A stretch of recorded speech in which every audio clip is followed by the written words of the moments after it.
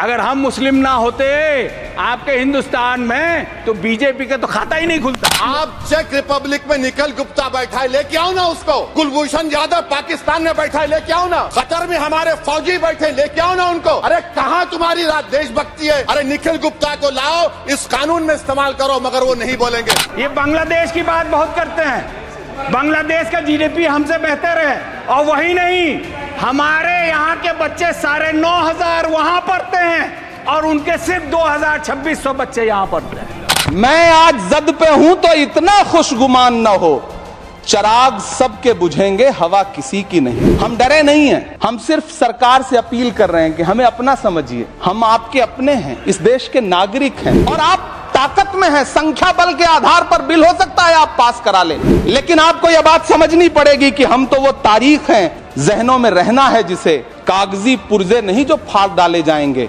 जिस जमीन पर मैं खड़ा हूं ये मेरी पहचान है। आप आंधी हैं तो क्या मुझको उड़ा ले जाएंगे?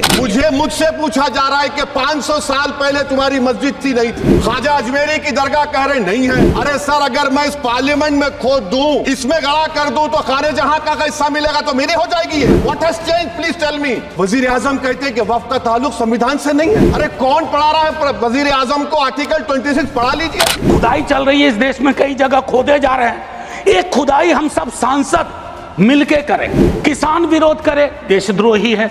विद्यार्थी विरोध करें, नौकरी के लिए नौकरी मांग रहे हैं आपसे, और कुछ तो नौकरी भी नहीं मांग रहे हैं, परीक्षा समय पर कराने की मांग कर रहे हैं। आप कह रहे हो अराजक है, नक्सल है। 14 का चुनाव, 19 का चुनाव, 24 का चुनाव, जवाहरलाल नेहरू नहीं आ रहे हैं, विपक्ष आ रहा है, कांग्रेस आ रही है। 100 साल आप चुनाव जीतेंगे, लेकिन नेहरू को फिर भी वहां खड़ा पाएंगे। मंदिर बना दिए, हमने ये बना दिए, आप अपनी पीठ थपथपाते रहे। मोदी जी की गारंटी है करके जब उन्होंने कहा तो आप सभी ने तालियां बजाए, बेंच को बजा बजा कर अपने हाथ दुखा दिए। मैं आपसे एक सवाल करना चाहता हूं, आंकड़े आपके ही है, आपने एग्जामिनेशन सिस्टम को तो क्लियर कर दिया है, नौकरियां कितनी है ये बताइए। हाईली क्वालिफाइड बच्चे आज क्लर्क की, चपरासी की नौकरी के लिए अप्लाई कर रहे हैं कि आज पढ़े लिखे बच्चों की हालत ऐसी हो गई है कि पढ़ो फारसी और बेचो तेल, ये हालत हो गई है।